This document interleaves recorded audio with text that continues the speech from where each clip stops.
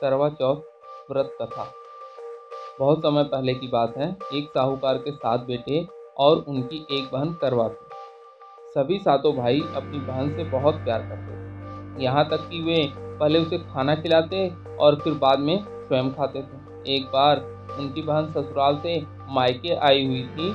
शाम को भाई जब अपना व्यापार व्यवसाय बंद कर घर आए तो देखा कि उनकी बहन बहुत व्याकुल थी। सभी भाई खाना खाने बैठे और अपनी बहन से भी खाना खाने का आग्रह करने लगे, लेकिन बहन ने बताया कि आज उसका करवा चौथ का निर्जल व्रत है और वह खाना सिर्फ चंद्रमा को देखकर उसे अर्घ देकर ही खा सकती है। क्योंकि चंद्रमा अभी तक नहीं निकला है, इसलिए वह भूख प्यास से व्याकुल हो उठी है। सबसे छोटे भाई को अपनी बहन की हालत देखी नहीं जाती और वह दूर पीपल के पेड़ पर एक दीपक जलाकर चलने की ओट में रख देता है।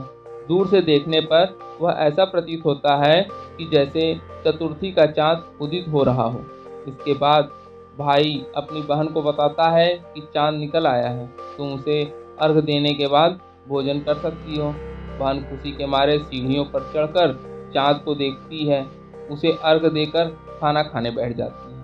पहला टुकड़ा मुंह में डालती है तो उसे छींक आ जाती है, दूसरा टुकड़ा डालती है तो उसमें बाल निकल आता है और जैसे ही तीसरा टुकड़ा मुख में डालने की कोशिश करती है तो उसके पति की मृत्यु का समाचार उसे मिलता है। वह बौखला जाती है। उसकी भाभी उसे सच्चाई से अवगत कराती है कि उसके साथ ऐसा क्यों हुआ। करवा चौथ का व्रत गलत तरीके से टूटने के कारण देवता उससे नाराज हो गए हैं और उन्होंने ऐसा किया है।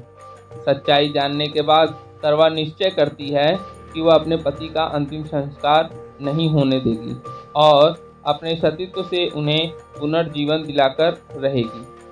वह पूरे 1 साल तक अपने पति के शव के पास बैठी रहती है, उसकी देखभाल करती है और उसके ऊपर उगने वाली सुई नुमा घास को वह एकत्रित करती जाती है। 1 साल बाद फिर करवा चौथ का दिन आता है। उसकी सभी भाभियाँ करवा चौथ का व्रत रखती हैं। जब भाभियाँ उससे आशीर्वाद लेने आती हैं तो वह प्रत्येक भाभी से यम सुई ले लो, पी सुई दे दो, मुझे अपनी जैसी सुहागिन बना दो, ऐसा आग्रह करती है। लेकिन हर भाभी उसे अगली भाभी से आग्रह करने को कहकर चली जाती है। इस प्रकार जब 6ठे नंबर की भाभी आती है तो करवा उससे भी यही बात दोहराती है।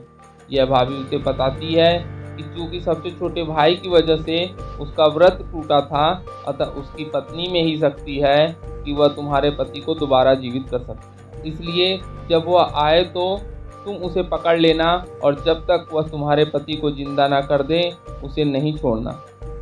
ऐसा कह के वह चली जाती है। सबसे अंत में छोटी भाभी आती है। करवा उनसे भी सुहागिन बनने का आग्रह करती है, लेकिन वह टाल मटोल करने लगती है।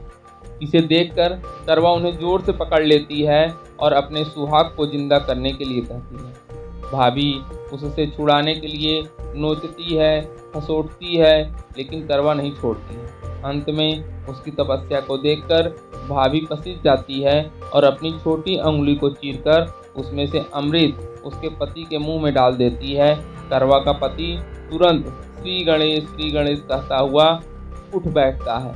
इस प्रकार प्रभु के कृपा से उसकी छोटी भाभी के माध्यम से करवा को अपना सुहाग वापस मिल जाता है। हे श्री गणेश, माँ गौरी, जिस प्रकार करवा को चीर सुहागन का वरदान आपसे मिला है, वैसे ही सब सुहागिनों को मिले।